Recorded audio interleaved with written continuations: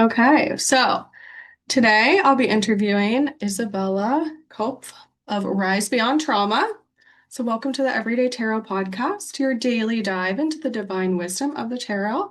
I'm your host, Camille A. Saunders, healer, tarot enthusiast, and professional witch. And today I'm joined by my guest, Isabella Koepf. Izzy, would you like to introduce yourself? Yeah, thank you. Hi, my name is Isabella.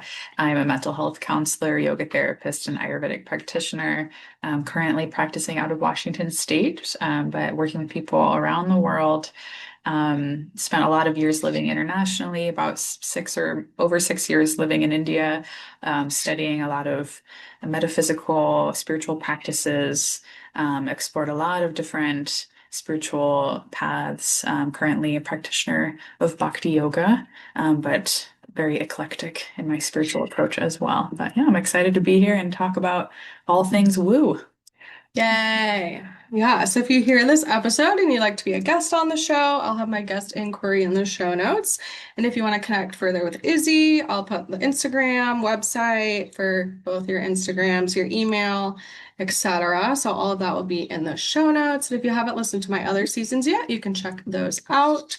So yeah, Izzy, what is your first deck story? How did you find it or how did it find you?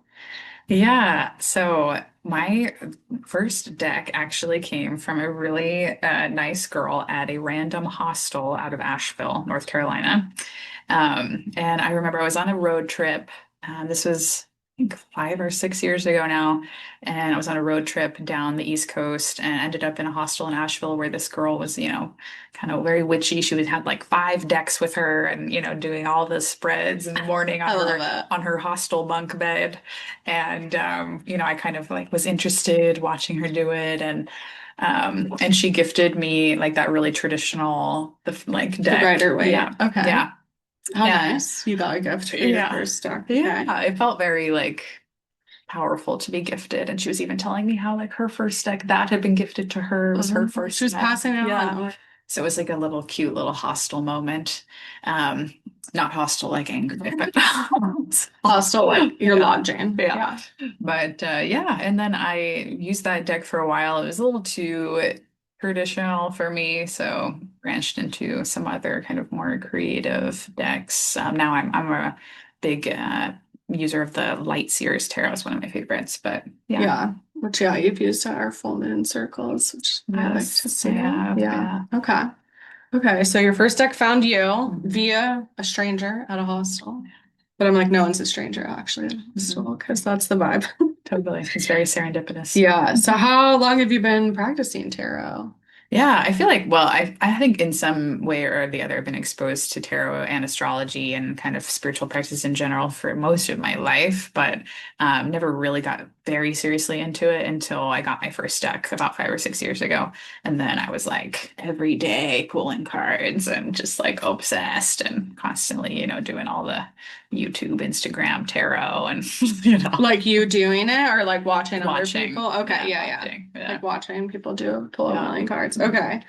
So, yeah, I know like we've talked about you like to use tarot for healing or guidance. I'm curious how you found healing through tarot, but I think you also want to share about like some, I don't know, what's the right word? Like some challenges through tarot or just pulling with relationships and pulling that every day and Yeah. like maybe the pros and cons of Yeah. that. Yeah. Yeah. Well, I guess also that, that other piece when I got my first deck, I was kind of on that road trip was also like a healing journey for me, like post-divorce. And I think I was in a very confused place in my life and Mhm. I just kind of didn't really know what direction I was going in or, Literally. yeah, So you're at a literally. hostel. Yeah. Just aimlessly wandering around the country and searching for a sign, searching for answers, searching for someone or something to tell me what to do with my life. Mm. Still am very much so. But I've found so much clarity in these tools because I think that's really what tarot was a lot for me in the beginning was that kind of like future predictor of like I need to know what to do next, or I need to know like something about this person, because I'm just on that never-ending single girl hunt for a man, which has not gone very well. I'm sure some of the people can relate to that, the current dating climate. Yeah. Yeah, and I think we're gonna do a spread regarding that later. So Yeah, stay tuned. yeah. Yeah, but I think tarot for me was really mostly that for a long time. It was just, like how do I navigate the pain from healing out of this, toxic relationship I was getting out of, and how do I find a new relationship, or like tell me about this person I just met, like what, Mhm. tell me what's going to happen in this relationship, or and I feel like even now I'm on a lot of those like tarot Facebook groups, and almost everyone is like doing a relationship reading, So I know I'm not alone in that one, but I think that, yeah, we were kind of talking earlier about how that can be a bad thing sometimes, where just pooling, continuing to pool cards until you get the answer that you want. And I definitely was guilty of that for a while. Yeah. Yeah, I'm curious then. So, like, how did you break that? Or did you like feel like you got to a different place in life and then you weren't doing that as much? Or Yeah, I think a lot of my journey with tarot has been like a lot of experimentation, and Hmm. just sort of like I want to understand the patterns in this and how does this show up in my life. And I'm kind of like, I feel like I'm a very inquisitive kind of investigative person by nature. And so part of me was kind of like, okay, I want to Mm. test this out. Yeah, Like, is like this really, experiment. yeah, Yeah. like, can this really predict, or is this bullshit, And so I was like, I think for a long time would just like kind of pull cards just to see what it would say. And a lot of times I would get the answer that I didn't want, which really was the truth. But sometimes we don't want to face the truth in our lives. Um, yeah, and I think that that kind of helped me clarify, like over time, I think in my years of practice with tarot, that um I've really tried to challenge myself to stop questioning the first spread that I put out, because I do really, I guess I kind of practice more in that intuitive sense when I'm reading tarot, that I think, I really connect to my gut sense when I'm pulling Yeah. cards. And so I know, and when I am pulling that, I'm like, okay, there's a reason that these cards are out here. And if I kind of push that away or deny it, it's like I'm denying some truth that I don't want to see. And so I think just having done that a lot, I realized like, oh, I'm really just like trying to stick my head in the sand here. Yeah. And I yeah. feel like that, yeah, that like slightly skeptical, like experimentation. I feel like I remember doing that too. I think now when I think about it, I think it's like both the pro and the con of like reading for yourself.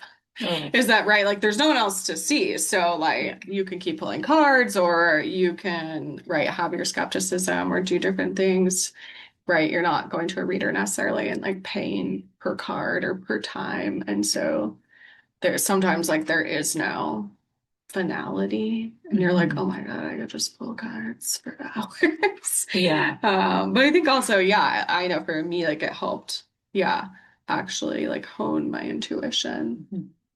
Because, like you said, I think over time you get a little bit more like, oh, yeah, okay, like actually that first card had some honesty to it, or it felt harsh at the time. But now that I've like maybe seen more of the spread or more information, or even just like 3 weeks passed, and then you're like, oh, yeah, that's definitely what's going on. Totally. I love to like Yeah. photograph my spreads Oh, because of yeah. that too. Because then I'm like, a few months will go by and I'll be like, oh, I had asked about this months ago, and now Hmm. like something has changed, and I want to see like, was it right? Because I Yeah. can't remember. I've Oh yeah. Oh yeah. horrible I memory. know. Yeah, I was gonna ask you like so it sounds like yeah, you've always been sort of intuitive with it. Like did you do any like I have to learn how to do tarot, like do a course, read a book? Never. No. I Okay. think actually you gave me one book, Oh and yeah. I think I skimmed it once, and then I was like, okay, The cool. kitchen table tarot. Yeah. I think yeah. I mean, I definitely do. Like even now when I'm reading, I still like to read the book Yeah. that Oh like, same. to Yeah. kind of read what it says about that card. And I like to kind of still, sometimes I'll Google the card and like some of those like big sites to see like, okay, what are some of the themes in this? But I think that's been the biggest thing. And actually kind of to go back to that, other piece around my journey with tarot, I think it was also that kind of constant pulling of cards and questioning. I think it was also like a questioning of myself. Yeah. It's like, oh, I'm questioning my own judgment. Which is part of what I think a lot of us experience when we get out of a bad relationship. We're like, oh, I chose this person Yeah. though, how do I trust myself again? And like learning that, Hmm. oh, I can trust my gut instinct and like, can I really listen to that and lean into that? And that I think really tarot helped me also hone that skill of like, no, I'd actually have a really strong intuitive sense of people and of things. Can I like really listen to that the Yeah. first time? Because that's when I get into trouble is when I question it and then I push over that like intuitive gut sense. And then I end up in all sorts of weird situations. But Yeah. Yeah. Because I think like a lot of us are not taught to trust our intuitions, especially if you were socialized as a woman. Um, yeah, I'm like it took me, I feel like my only like experience with intuition was like going to bookstores. I remember that like going to bookstores and being like, what book do I need right now? Like a bit of that before I ever did tarot. Um, yeah. No, and I don't know yeah. if you've ever read like the Celestine Prophecy. Have you ever read that book? Mm-mm. It's one of those like big, very famous New Age books. It was one of the starter books in my spiritual journey. But there's a part of the book that talks a lot about like starting to connect to signs and how do you like just notice those things and the hero in the book, he has this moment where he's like notices changes in like how you look at nature and it looks a little more beautiful on one side versus the other Mm. and that there's that kind of like glimmer that like draws you in some way and it's like, oh, I need to walk in this direction. And I think that was even me in the beginning of my like starting to hone that skill of like trying to just be very aware of my surroundings and be really like tuned into that. And I think it's like just a tuning in to what's around me and a tuning into myself as well that like, can I really like trust whatever is like even intangible for some Yeah. like there's no logic behind it. It's just like some weird gut sense is telling me I need to go right, like I don't know why, but I'm just gonna like wander to the right and see what happens. And Yeah. it's taken That's me a that lot of like traveler part of you. I oh feel like, yeah. right? The wanderer part. The like, yeah, I know it's funny. It's making me think about that. Like, I feel like it was listening to true crime and people talk about how many women get murdered and how many women, like, I mean, not just women, but just that, like, there may have been situations where, like, you got the vibe, or it's like, I feel creeped out right now, or, but that, like, because as women, we're taught to be nice and smile and give everyone a chance, that, like, literally it gets people murdered sometimes because you let Ted Bundy into your door or whatever. Again, I don't want to victim blame, but it's like it felt like listening to true crime, I was like, oh, right, this is intuition, what they're talking about, where you just get a vibe and you don't know why. But I felt like before tarot, it's like I only experienced intuition as like that, where it was like anxiety, or it was like, oh, I need to like lock my door immediately upon getting in my car, or like that it was very fear-based. Um, and so I think when I found tarot and started to like lean more into that and do tarot on my own, it was more of the like, oh, signs and nature and like repetitive numbers, or just like going in a bookstore and being like, what book stands out to me? Like those were about more of where I was like, oh, right, like intuition can also be this thing that's like not just like protecting me from literal evil, but like Right. but like showing me beauty of life, or like, yeah, what I need to hear right now. Right. I think also just like being around other witchy people. Like Totally. now it's so normal to me that I'm like, oh yeah, everyone in my life is like looking at signs and listening to birds and Mhm. like pulling tarot and doing kitchen magic and like different kinds of things. But yeah. Yeah, no, and I think that it, reminds me of that piece around like how trauma hurt, like takes away a lot of our intuition sometimes. Like I talk about this with my clients a lot, how, in trauma at what we, what we perceive as safe, we kind of, our body tells us it's dangerous, and what we like perceive as dangerous, our body tells us it's safe. And then we get into all these crazy situations because like literally there's some kind of misalignment Yeah. going on, or even just ignoring the cues. Like, oh, I'm not listening to my intuition. I'm not listening to the signs that are telling me like, hell no, don't go over there. Stop. Like, what are you doing? No. And then I'm like, okay, I'm gonna just play with fire. Why not? I like it, you know? I Yeah. like to live on the edge. But yeah, I have lived on the edge a little too long. I'm ready to sit in my rocking chair and just, relax. Yeah. Yeah. As we record outside today, it's very nice. Yeah. Yeah, that's interesting. Like with trauma that, yeah, it's like these switches get flipped almost. And I feel like it's like our brain's way of trying to like comprehend what's happening when Yeah. you're in trauma, right? That like it's like, oh, this is bad, but like it's happening. Mhm. And how do I like, yeah, try to disassociate perhaps and feel safe? And then Right. we utilize those skills forevermore, even when they're not serving us anymore. Right. And I think sometimes that journey sometimes does need to start from like external signs. Like maybe I haven't quite learned yet what is that internal Yeah. gut sense, and like learn to trust it. And so for a long time I might need to look externally. And for me, like the woo-woo in me was like up there with my pendulum every day, and Yeah. like with all the tarot cards, and like, every week reading the astrology, and Mm, just trying to use all these like external things to help me like predict, or like they just get clarity, because I like can't sometimes get that for myself. And I still like, not saying, oh, that we shouldn't look for external things. It's really important, obviously, right? We're here to talk about tarot. But I think ultimately what that whole process helped for me was to start to connect it internally. It's like, oh, I needed to have some kind of external validation for a period of time yeah. to help me learn, oh, this is also what my gut sense is telling me, and like, how do I trust that over time? Yeah. Yeah. I feel like there's something to hear about like that we know trauma lives in the body and there's like the somatic part that it almost like I'm like I don't totally know the thread that I'm going with here, but like that external like something has to happen externally almost to like transmute the somatic experience of trauma into something else, Mhm. into some level of healing. And I know you do lots of somatic practices. Yeah, no, and I think that like even tarot is very like a very mindful practice. Like Yeah. if we can kind of approach it on that level, that it can be a real embodiment. Like I really love, that's why I love like the imagery in cards, because I think it just brings such like that tangible sense. And I've started to in my tarot also get into more of a practice of just looking only at the imagery.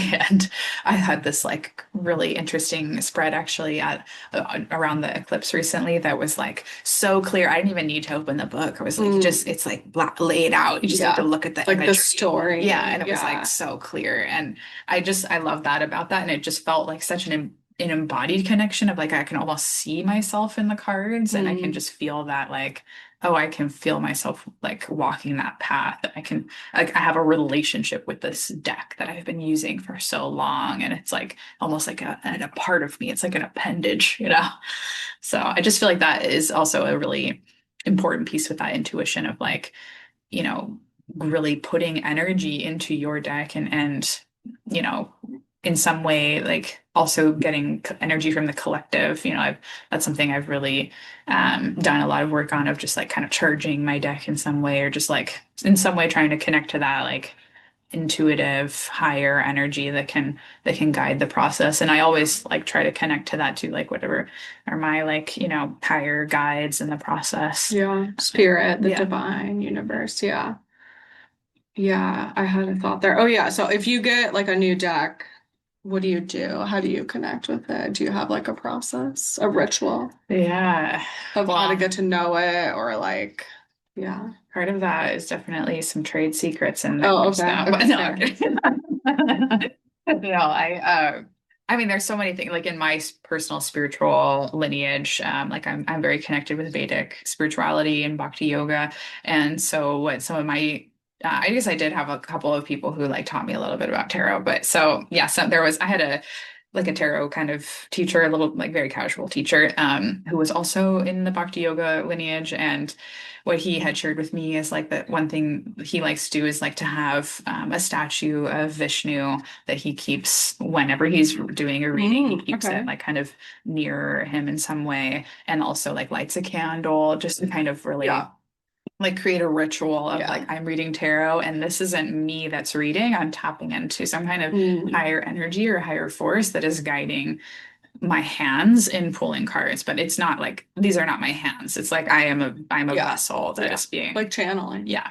And so like connecting, but like I think that's something, especially in the lineage I'm in, of like being careful of what you connect to, Yeah. you know. So because there is, you know, I think a lot of dark forces out there. And so that's something I try to be really intentional about, of like connecting to that higher spiritual force that can guide me in the positive direction that I know it's like this is always working in the interest of Mm. what is in my best interest and what is in like interest of the collective in a higher power sense. And even if it is an answer I don't want, it's like I can, that's what I trust. You know, that's what I lean into of like, okay, I know because I have this like higher form that is, you know, protecting me or like that I'm channeling through this, that like is guiding me in the direction I know I need. Yeah. Yeah.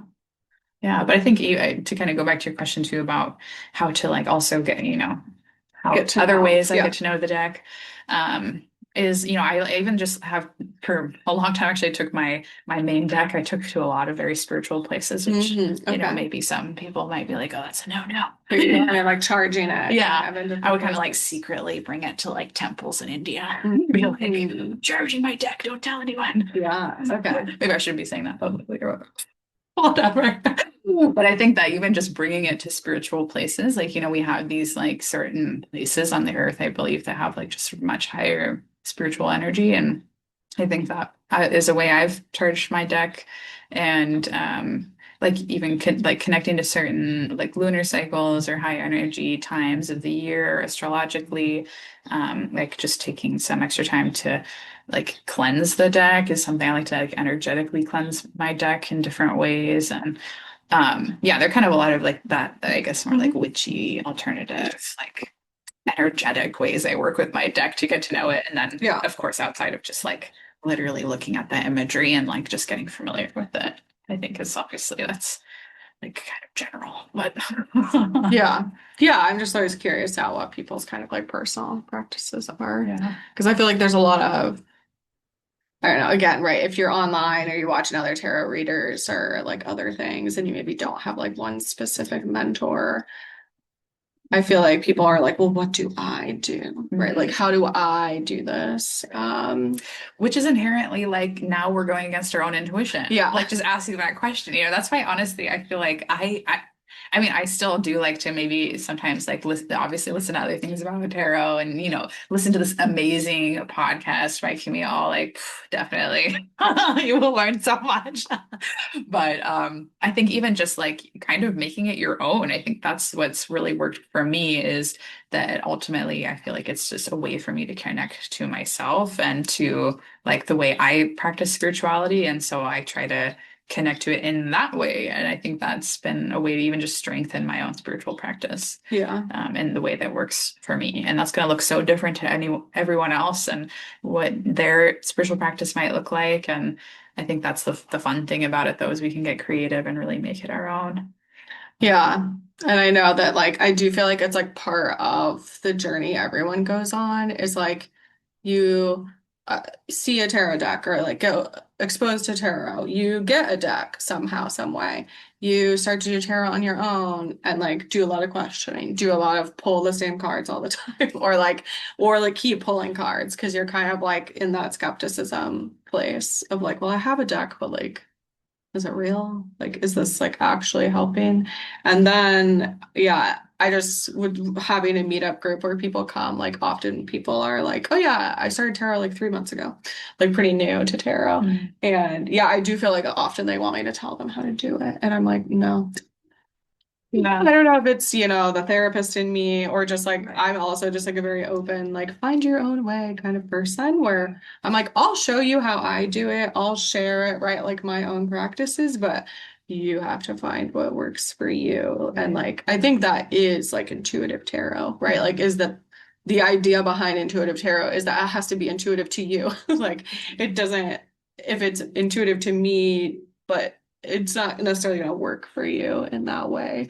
Um, but I just feel like I see that like it's like a step in the journey of learning tarot is that I feel like kind of everyone goes through that of like, but I just want the answers, right? Like we're very, I feel like again, taught in school or other things that like just regurgitate information. Just like say the thing you know you're supposed to say, right? Just be the good student and like just yeah.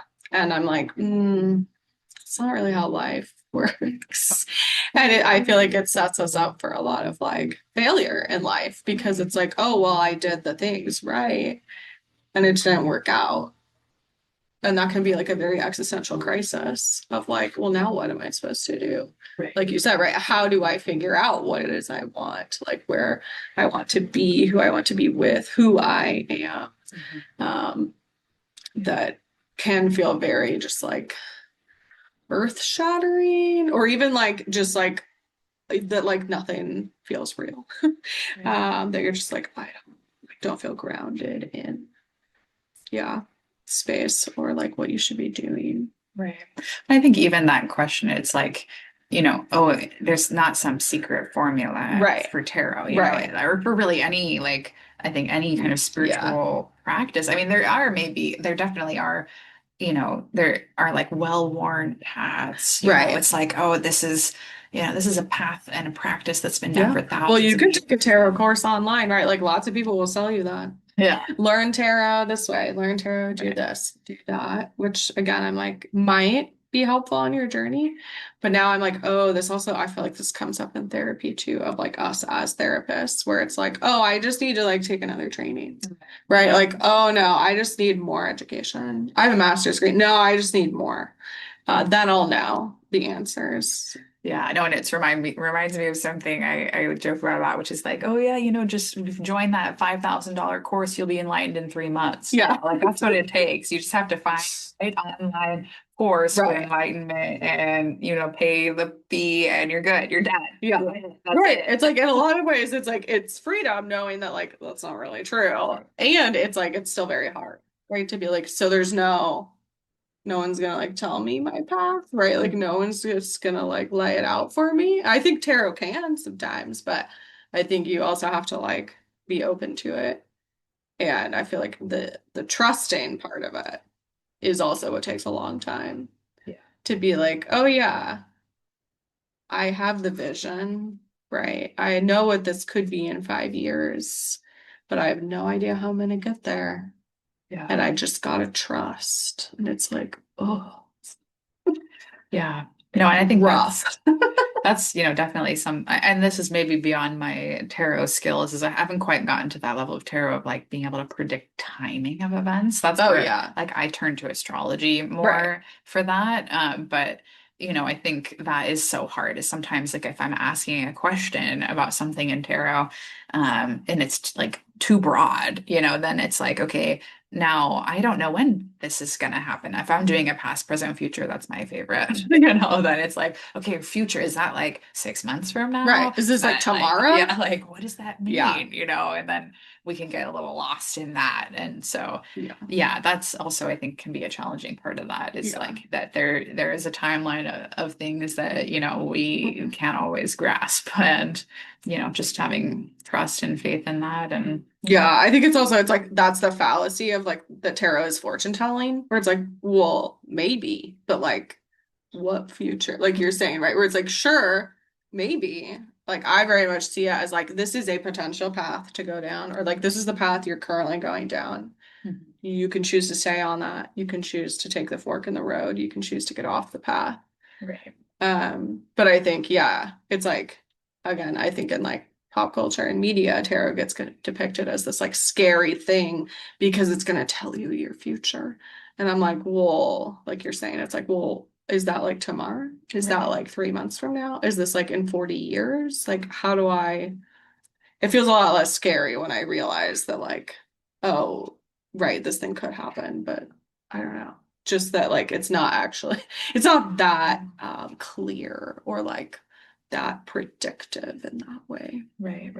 Or that you're like stuck in Yeah. it. Like Because again, this is yeah, right. You pull miserable the death future. card, you pull the tower, Yeah. you pull right whatever it is in your like, yeah, when you're in your horror movie watching it about tarot, and they're like, "Oh my God, this means I'm gonna die tomorrow," and you're like, "That's not what the death card means." Like it's a very literal interpretation that's depicted a lot of the time. And again, yeah, I'm like, I don't know any tarot readers of any kind, like personal, professional, that actually like see it that way. Yeah.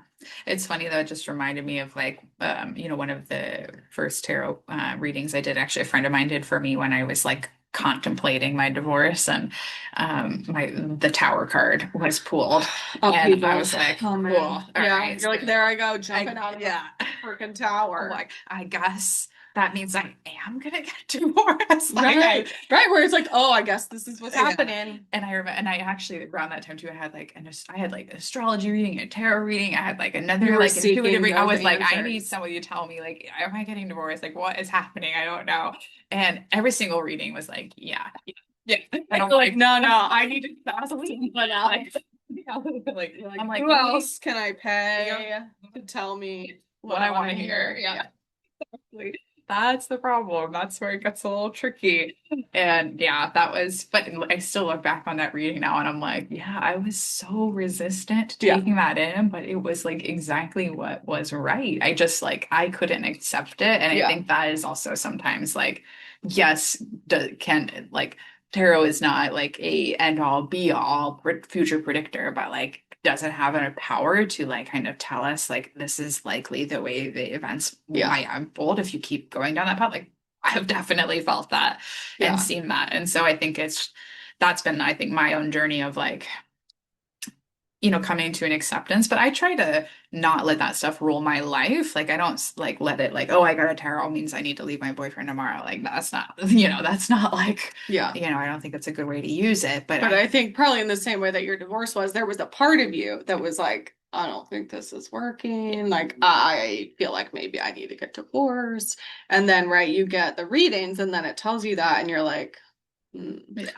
Well, and that's where it's like I see it as a gut check. Right. It's not like I'm saying like that's where I think it can get dangerous is if I'm putting all of my personal power into something external to Right. me. And you're like, that's what the card said. Yeah. And so I'm letting that rule my life. Ooh, that I think can be dangerous because we don't know what an entity could influence that. And I think that's where we have to like, that's why I do a lot of like protective practice around when I'm doing a personal deep reading, but yeah, I think that just being careful of how we let some of these things rule our life but I think ultimately for me a lot of it has just been coming back to myself like okay, if I'm doing a reading and this does like strike a chord with something intuitively that's telling me like I think this is true, then I will like go into that and learning to trust that like oh, there are moments where I'm pulling cards and I just know like I'm having an off day and I just don't think this reading is going to be like clear because like I'm not clear. You're not there. Yeah, So, right. Because I think in a lot of ways tarot is like a mirror, right? It's reflecting back to us things we already know a lot of the time, which is honestly also how I feel as a therapist a lot of the time. That it's like, yeah, clients will come in and tell me exactly what they want to do, but they want me to say, you're right. Right. Or like, or do it, right? Or like you said, oh, okay, like I don't want to hear that I'm supposed to get divorced, so I'm just going to go find someone else to tell me no. Exactly. And then you looked everywhere and you were like, nope, they all say yes. I guess I have to think about this. Yeah, like sometimes it's just like you're not ready to hear the truth. Right. And like you said, right, sometimes maybe the reading isn't clear because you're also not clear about like the situation or the question or the person. But yeah. And I think, it reminds me too of that piece of what does it really mean to challenge ourselves and challenge others? Like if I'm working with someone else, like am I just like constantly validating somebody or myself? Like I'm just being like, yeah, I'm doing great. Right. Like, because that's not actually what therapy is, or often what tarot is, right? You're confronted. Like I always will be like, do you feel red to feel? Right. When I pull tarot cards for other people, because that's what happens. Where you're like, oh, you're like stripped naked. Like, I know. Right. Like this is my shadow just like pouring out. Right. You're like, oh no, now they know. And now, yeah, you're like, there it is in visual storytelling, Yeah. how I'm feeling and what's going to happen. Yeah.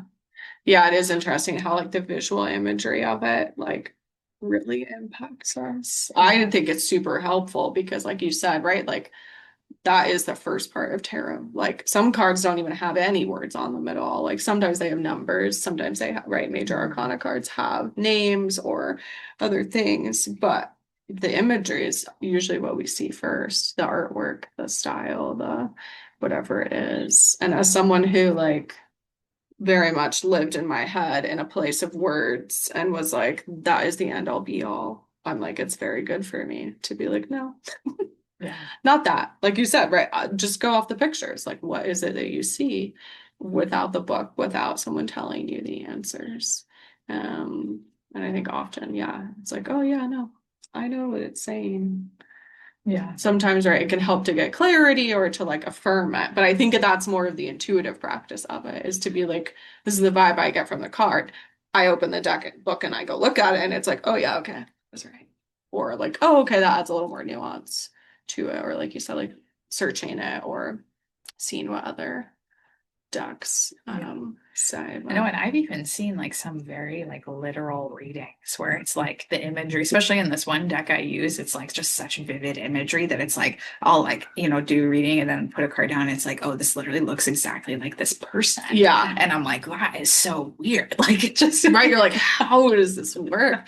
Yeah, I think too, like when I have read for other people, which I've like started doing more often, just like I read for myself for 5+ years, like never talked to anyone about it, did it all on my own in my room and stuff. And like reading for other people, it's so interesting because, yeah, often, again, I'm like similarly to therapy, like I feel like I have to be careful what I say because if I say too much, I'm not influencing how they interpret it. Like there's a time and place for that, but it's very cool to do readings for other people where they see an image and they're like, that's my grandmother, right? Or like, that is the house that I used to live down the road from that like is in here. Yeah. No, and I think that's where, I do think it's so important for tarot to be like, even when I'm reading with other people, or for other people, I think it needs to be a collaborative process because there are things in those cards I can't see that only you can see, And so I always like to have people like look at the imagery themselves and just like that. And I think it's part of that intuitive practice. Like, let's not read the book. Let's not come in with like our preconceived notions of like, I know this card means X. Like, okay, that can be valuable for sure. And very because also like every deck is different. Yeah. As someone that has like different decks now, and I'm like, they're all different. They all have different vibes. They all have different ways of sharing, in my opinion, like what they have to say. And yeah, it can be very cool to look at the same card across decks, but yeah, sometimes it's like the image on that card is the one you need at that time, like you're saying that, or like you said, right, a symbol that means something to someone else that like I would never have known that or been able to interpret that way. I think that that's the very cool thing about tarot that again for me is like it's real. Where it's like I've done readings for people where like they ask, like they'll say like a single question, I'll do like a spread and they have all this stuff in their head about what this is about and who it's about and I'm like I know none of it. I'm just out here being like this is what I see, interpreting their cards. And then I've had the experience where people will be, even happened with my sister, shout out to Cecily if she's listening, where she's like oh my God. And like turning to her friend and being like, this is what it's about. Where I'm like, I didn't even know who it was about, but I was doing the reading for her. And like, she was having her own experience of what was coming through with the tarot cards. But I felt like in that way, right? Like I'm channeling something that like is for her. But I don't really even have the information. I'm just kind of like laying it out how I see it. And she's taking it in the way that makes sense to her. Yeah, I want to get into doing some cards now. Yeah, let's do it. Okay. I have my Norse Goddess Rune Oracle, my newest deck. I went to the Herb Crafters Tarot. Yeah. I love a little herbal. And both of these are sort of like non-traditional. Like mine's Oracle, so it's not even tarot. And then that one, it's sort of like it is tarot structure, but It has different names for like the page, king, queen stuff, and it has even a different format to the guidebook where it does like ace, ace, ace, ace, and then it will do like one, two, two, two, two, like ace of this element. So usually I can like interpret, you know, which tarot card it would be like associated with, but it's also just a very like warm, gentle deck. Yeah, I love this. I remember we read from this deck once, and I think I was like feeling sick at the time or something. Oh, And, yeah. like I literally You got, like, I was like, tea. oh, this is like my tea formula. Yeah. Like, there we go. Right, because it is like a literal like crafting deck Yeah. where it's like here you can make a wreath with this plant, or you can drink it, or you can like yeah, make an oil infusion with it, where it will sort of like some decks will give you a ritual or something to do. If you pull that card, but this deck kind of gives you like a recipe, like it's a very like kitchen witchery in that way. And the cards are beautiful. Like I love that it shows that it took me a long time to find a plant deck that I actually liked because a lot of them show the plants, but then sometimes I'm like, I don't think they actually know anything about plant. I'm judgy. Yeah. Or I'm like this one will be like, yeah, like make a mint tea or like how to use it. And the pictures depict not just the plant, or like not But like the just medicinal Mhm. use. Yeah. Yeah, and they're also just very like calming. Yeah. Fair Like enough. like that one's like a little tea party. So cute. Yeah. Okay. So yeah, I know you wanted to do something Yeah. for all the single ladies out All the there. single ladies. Not just the ladies. The ladies. All the singles. All the singles. All the lonely hearts. Yeah. Yeah. So about what they need to hear right now. What I'm pulling. A little collective reading. Yeah. I'm a big, I don't even ask questions. I'm bad sometimes. I'm gonna see, I would say like up to 3. You can see the timer there. Okay. So I'm like, if we do more than 3, we're gonna be over time. So I'm just gonna do one then. yeah, I'm gonna start with one and then maybe I'll pull like a clarifying. Okay. And I just do a very, what do I need to know right now? What do we need to know? What do we need to hear? This is not how I usually shuffle, but we're going with it today because I don't really have a table to do it with. Okay. It's just so pretty. Nice. I pulled number 30, Awas, and the goddess is Na, about partnership, momentum, and transportation. Partnership. There we go. Yeah. Yeah. And this one is literally like the rune is the name of the horse, where it's like your companion is your horse because that's how you used to travel back in the day. Nice. And I pulled 6 of fire, which is the nasturtium plant. Love. And it's kind of got this little, it almost looks like those candles that they use in Mexico a lot. Yeah. Like yeah, they're like those, the saints. Yeah. Yeah. And like a lot of flowers around and little tea light in the center. Mine also actually has a lot of flowers. We Yeah, have very her and like ceremonial. she's in a meadow. Yeah. And I feel like also very, yeah, like ritual and like relational, right? There's like a bunch of candles and a bunch of flowers. I feel like there's something there. I also, one thing I do like to do, you know, whenever I'm reading tarot, I have like a little weird habit I like that I always like to look at like whenever I pull a card, what's the card on the bottom of the deck? I don't know. It's just for me, it's like something I've done. It's a little secret. Yeah, of like, oh, this is like like what's the inner feeling of the question? And so this also came with Madre of Air, Motherwort. And I almost honestly didn't even mention it. And then I literally opened the book and it took me right to Motherwort. And I was like, okay, it wants me to mention that. So and I pulled this one, which is almost like this gives opposite vibes of this. I gotta work on my Norse pronunciation. Persas Merkstaff. And the goddess is Vrinder, about aggression, conflict, and trouble. So I'm like very different than partnership, momentum, transportation, but perhaps related. And I've never seen that one. I pulled that one. I've pulled this one a couple different times. Interesting. Yeah, so maybe I can just I'll just read maybe the kind of like themes of for the 6 of fire nasturtium card. It's saying celebrate yourself and others, call the circle, make some magic, glitter and spice magnify power and joy. So all the singles need to get their Oh, yeah, friends. I know. And, I'm even like kind of just briefly party. skimmed the paragraph, and it, this theme about community, I think, is what really stands out to me in this. Like that maybe there's a message here of like, yes, us singles out there, we're, feeling very lonely and isolated, but there is power in the collective and power in the community. And I actually saw something recently that like 30% of like the American population is single right now, like of adults. Wow. Which is like the This highest is a it's lot. ever Yeah. been. So yeah, I think that there's, something about maybe like not feeling lost in isolation and connecting to communities, celebrating yourself, right? That maybe, being single isn't like a horrible situation. Like I It's think not an affliction. no, it's Just not. like how Like, it why gets does our difficult society sometimes. make that like Well, and also I know it's like again, like as the therapist, I'm always like, well, some people needed to leave their partners. Like it's not, don't just be in a relationship because like you think that's a good idea.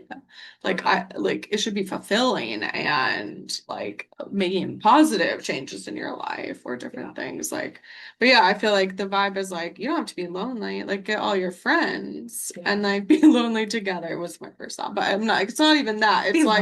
It's like celebrate, right? The fact that like you are looking for something, but like it hasn't come around yet. And like that's okay. Maybe there's something in this moment that is important, right? That you need to do with your 6 closest friends. And I think there's like this fire element. I think I always feel like there's like a transformative energy in that. It's And like creativity. Like so yeah. this would be like the 6 of Wands equivalent because it's fire. Yeah, which would be like creativity, a literal spark, right? Like and also nasturtium, if you eat them, they kind of taste like radishes where they're like a little what I would call spicy, right? It's obviously a different spice than like something like a hot pepper or something, but they have like a fieriness about them, I would say, even though they're sort of like a cooling plant in color. The blooms are very fiery and beautiful. Which I feel like even just thinking about like the season we're entering into, right? It's like fall here in the Pacific Right? Northwest. All the colors are Yeah, like there's like that same kind of fall color vibe in this. Can you put it closer to the camera? Yeah, sorry. Yeah, there's like kind of a fall color vibe in that. And, I'm just looking at the recipe that came with this one too. Oh, yeah. It Okay. says, magnify joy at your next gathering. Serve goat cheese mixed with Oh, nasturtium yeah. and leaves. Like, Yeah, because nasturtium, every part of the plant is out of it. sounds delicious. But it's like there's something in that I feel of like a little fieriness is what we need right now and in community. Like that there maybe is like when we are feeling stuck and getting out of a bad relationship or looking for a partner, that we have to remember we aren't alone and to connect with the people in our lives that can bring us nourishment, that we can feel like part of a community and with other people, and there can be a lot of power in that, and that can be even that energizing force that connects us with people that maybe one day we meet Right. Yeah. that, Right. And then it's not just like a thing you do to like pass the time. Right. But it's like, no, this is like equally as important. Yeah. And I think that, just to quickly also mention about the inner card, the motherwort, that this one is saying talk a lot about nourishment and it says be fierce in service to the heart of the matter. And I think what for me stands out, like when I think of motherwort too, it's a common like women's herb, like used as a nourishment, a tonic for women. And I think there's something in that I feel of like for all of us of needing nourishment when we're feeling alone or lonely, that is what it will get us through the difficulties. Come to our full moon circle if you live with us, because we can circle up together. Tell us about your so I pulled, like I said, AWAS, which is like the companion, the horse companion. So mine has always like a little poem. It says, I am Nya, goddess on a quest. I have my horse, a friend, he is best. Over sea and sky, together we ride true. May Awas bring partnership in life's journey to you. So she is the goddess and handmaiden to the mighty goddess Frigg. She runs errands and delivers messages on her horse. And she's the true companion with respect and love for her steed, enabling her to be transported over the waters and through the air to realms beyond. So it really is like partnership with the thing that takes you places. And also, right, again, like maybe some people feel this way about their car, but like I'm very like functional about my car where I'm like, yeah, if it can take me places, but I don't usually think of it as like companionship. But yeah, so this is the rune also on here of partnership, meaning horse, literally, symbolic of forward movement, transportation, and companionship. So it does make me think of kind of like a chariot card, like the literal horse, forward movement. It says, for those living in medieval Scandinavia, horses were an effective and necessary form of transportation. They aided in swift journeys between towns. So it's also like aiding you with like freedom and message sending. It says it acknowledges this companionship, whether in the form of intimate partnership, friendship, family relationship, or spirit guide. It's the harmony and balance between two people. Love and equality found in truly compatible interactions. And also the energies that enable you to move forward on your life's journey, whether in physical or spiritual realms. Let's see, it says, yeah, signifies forward movement to keep traveling on your path. Positive energy that walks alongside you, at times leading you from the front when you're feeling lost or following you in support as you strive towards your goals. Acknowledge this energy, give gratitude, and ensure that harmony persists. Remember that sometimes you are the horse and sometimes you are the rider. Both parties need to work in harmony, integrity, and trust to maintain the relationship. And we have like very nice, like we're in a meadow, and she's like stroking the horses area. It's very nice. Well, I think what's interesting about this card too is that like it's representing partnership, but that it's a woman with an animal, right? It's not like it's not her man. No, it's not like the Prince Charming. Oh yeah, or even like her house, or like other things. Right. That it's actually this is like a very like free spirited partnership. And what I feel was what stood out to me, especially in the description, was there's an element there of like reciprocality, like that. Right. You know, this is the horse is you know, providing something to the woman that you know is providing transportation and support, you know, that you can just sit and be taken anywhere. And the in reverse, right, the woman cares for the horse, feed it and water it and make sure it takes a rest. And yeah, again, it is like a lot more reciprocal than I often think about my transportation as being. But yeah, it's like it's a literal living creature that you have to nourish also in order to kind of like, again, go on your journey. So the card on the bottom of my deck was this one with a very, I don't know, we have like a very, like a maiden with a aggressive energy. Trouble. I know. So it says, I am Rinder, Vali is my child, Odin's revenge, prophecy gone wild, fallen ill by cursed runes, I was charmed. May Puros Murksoff protect you from harm. So she was the goddess who birthed Vali, the child who grew to be a man when he was 1 night old, taken by force as Odin demanded a son to avenge the murder of Baldar, and her dignity and autonomy was taken from her.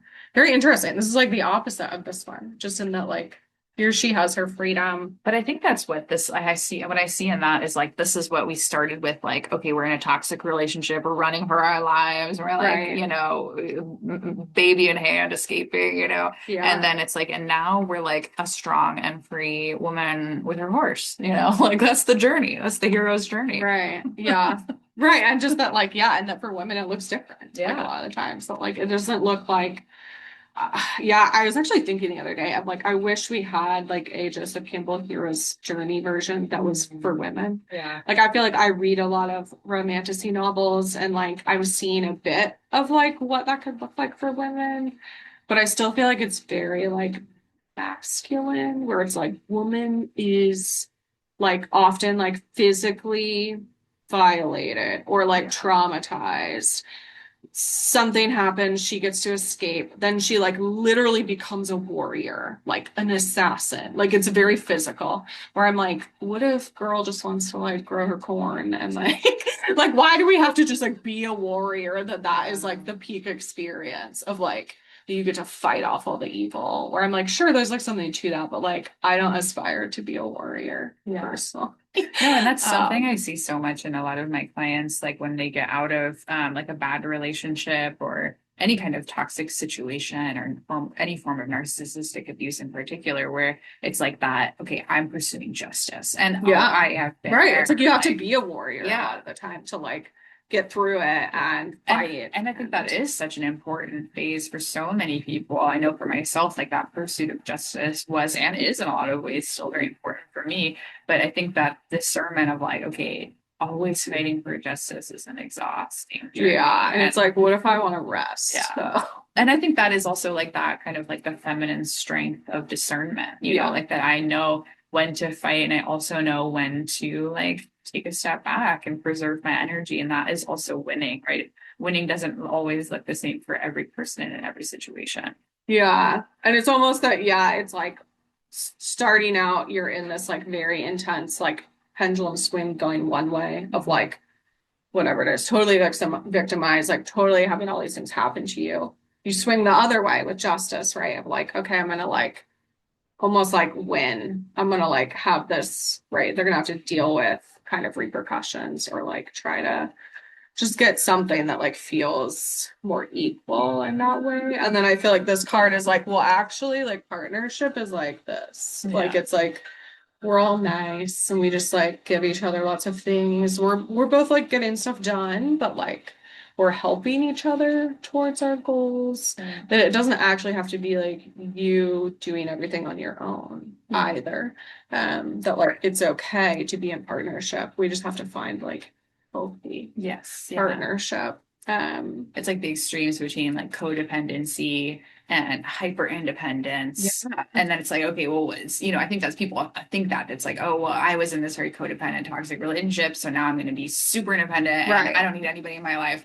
But actually, what's in the middle there is that like interdependence. Like we are like inherently social creatures. We do need other people. Don't do well on her. No, but I mean, as we're in a little house in the woods out here, but you know, but that is still, you know, we need people, we need community, and but finding that reciprocal relationship, that interdependence, that I do need people, and I'm also independent and able to meet my needs, and it's okay to ask for other people to meet my needs too. Yeah, and like this story literally is that like Odin gets her pregnant because he wants a son, so that he can like use the son to like wage a war. And it's a very like, I'm like, yeah, it is like the beginning of the story. Beware of people or situations that may not be showing their true intent, often trickery, deceit, which can lull you into a false sense of security. Beware of the thorns hidden among the roses. It says even like can refer to ancestral trauma, recent traumatic events, or mental illness that can be causing pain and grief. It can also refer to a protective thorn bush that you've surrounded yourself with for protection. Reflect upon the thorn wall, for while it may offer protection, it may also keep out those who can bring love and comfort. And you can seek the wisdom of the goddess Rinder to help you overcome any adversity, for even through her suffering, she emerges as a mother with strength, courage, and power. Oh, very powerful. I love that imagery of finding the rose among the thorns. You know, I think that is, you know, kind of maybe a lot of what we talked up today around like intuition and discernment. And I think that for me, but both through that journey of healing from a toxic relationship and also my journey in tarot has been like honing that skill of discernment and of my intuition, that like I can figure out what is aligned with me and who I am and what I want in my life. Like, what is that rose? And then how do I navigate the thorns? Like these thorns are inevitable in order to have a rose, but that doesn't mean I'm gonna like grip onto them and be like, you know, yay, like, you know, we gotta like very delicately move through that to find the good. Yeah. And also I'm like, when I think about roses, I'm like, yeah, there's a lot more thorns than there are flowers. Yeah. And I think sometimes, yeah, it can feel like the onslaught of thorns is like, oh my gosh, am I ever gonna get a rose? Right. Yeah. But that like, yeah, they come along, that there is that like it's on the journey. Yeah. And there's seasons in that, right? Like there's not, you don't have roses blooming all year. Right. So they go very dormant in winter. Yeah. But that, you know, we're waiting for the right moment to bloom. How lovely. The imagery here. Yeah. Okay, well, I think we're done then. Look at us. We had 50 seconds So left on our timer. punctual. So, yeah, if you'd like to connect further with Izzy, you can do that on her Instagram at Rise Beyond Trauma, risebeyond.trauma. Your email, info@risebeyondtrauma, and I'll put the rest in the show notes. If you'd like to be a guest on the show, you can fill out the guest inquiry. Links for the tarot decks we talk about will always be in the show notes and on my website if you'd like to look at them or purchase them. And thanks for joining us today on Everyday Tarot. Just a reminder, podcast comes out daily, Monday through Friday for all of 2025. And you can email me, me@CamilleASaunders.com with your thoughts, questions, and more. All right, see you soon. Bye. Bye. God,